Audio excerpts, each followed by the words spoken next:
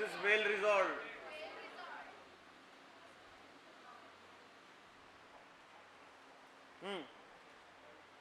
दूसरी डायग्राम में समझ में आ गया कैसे?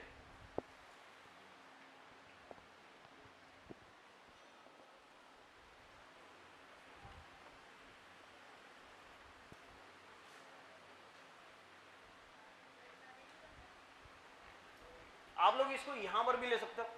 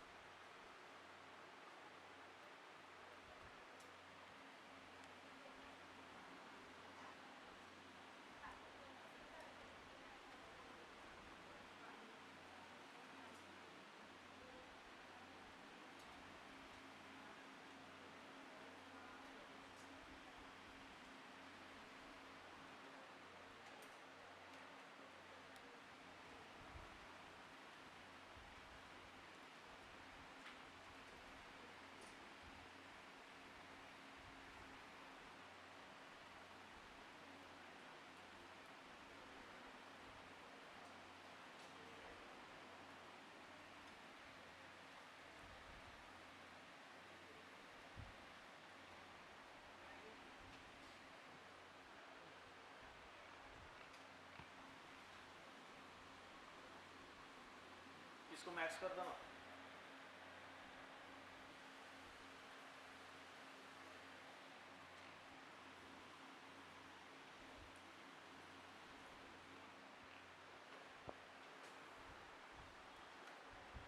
ये क्या है?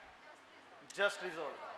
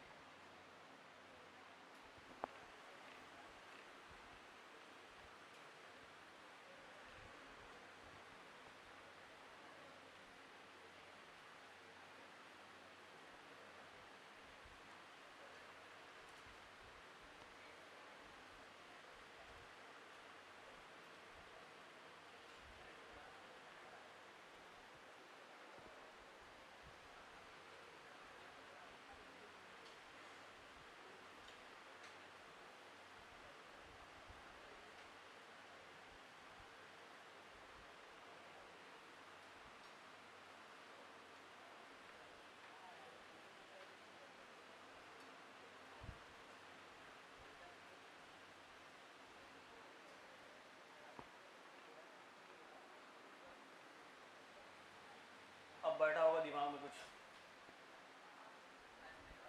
This is what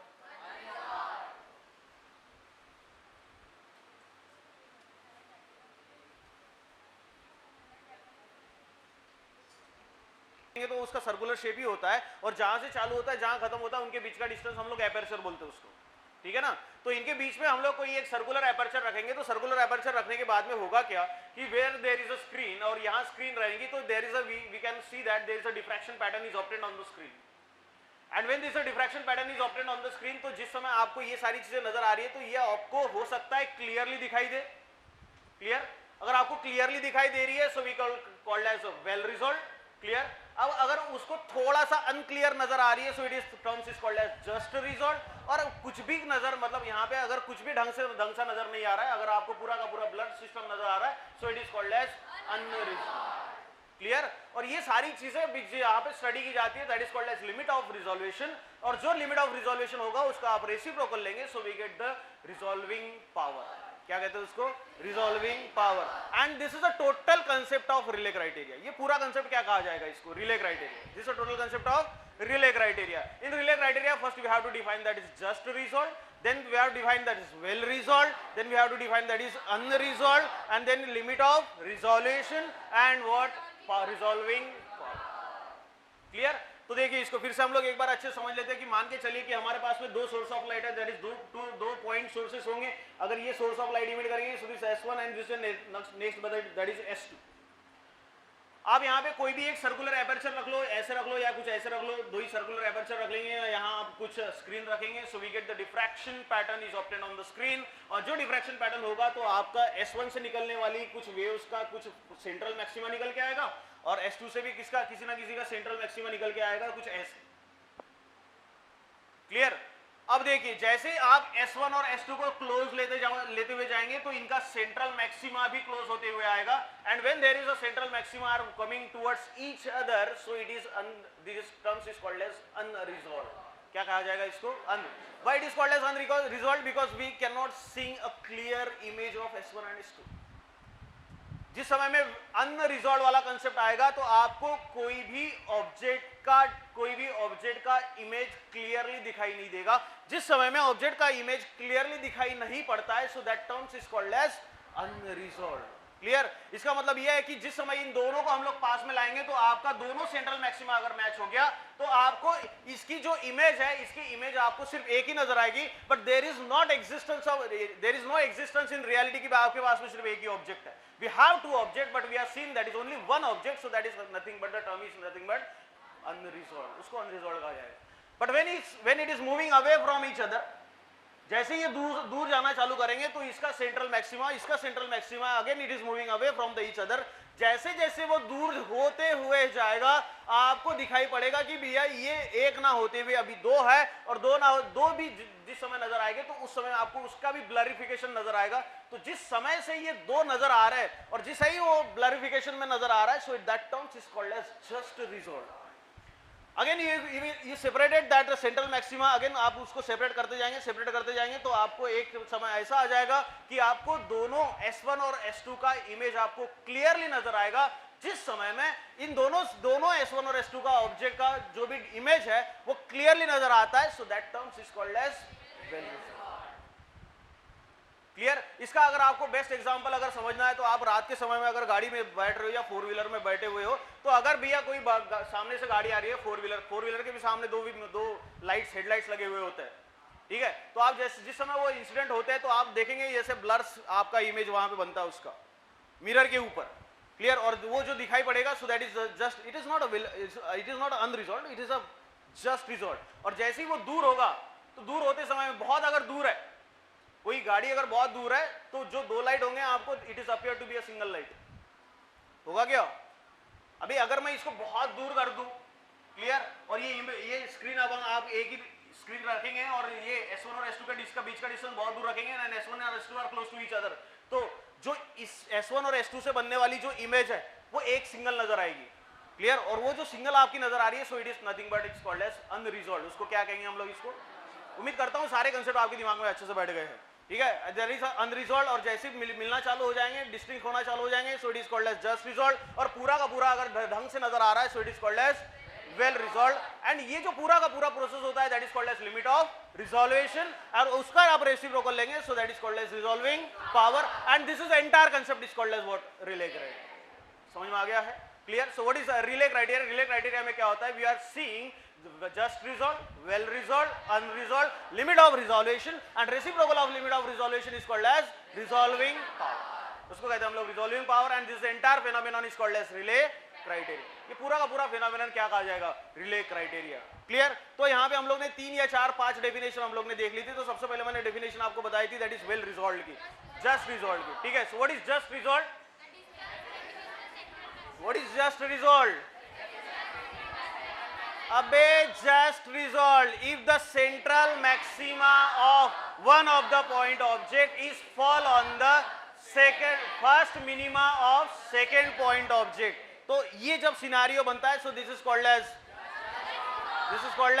just resolved. ये चीज कौन सी है? just resolved. And what is well resolved?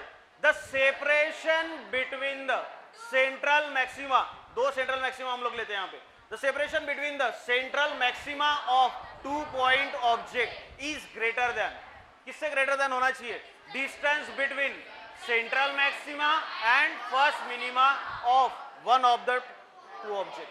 Clear? So that is called as what? Well resolved. And what is unresolve, greater than की जगह आप लगाएंगे वहां पे less than, so it is called as unresolve. So what is unresolve? The separation between central maxima of 2-point object is less than distance between the central maxima and first minima of one of the 2-point object. Clear? So that is called as unresolved. And what is limit of resolution? The angular or linear separation, the angular or linear separation between the 2-point, भूल जाते हो क्या? The angular or linear separation between the 2-point object in which they are appear to be a just resolved, so it is called as limit of resolution. And reciprocal of limit of resolution is called as resolving.